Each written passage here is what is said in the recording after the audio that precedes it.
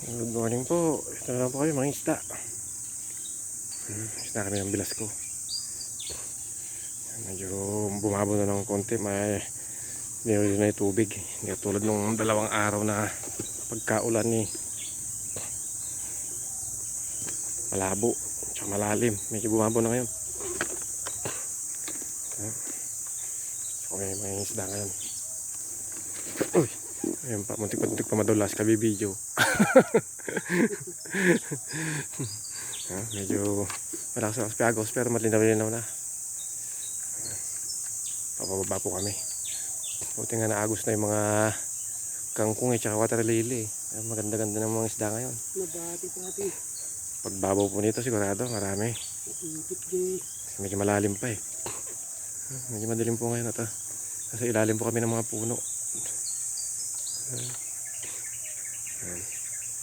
Sige po, hanggang dito na lang po. Pagpalang umaga, update ko po kayo kung ano pong huli namin mamaya. Sige po, good morning po at mag-ingat po tayong lahat. Sige po, God bless.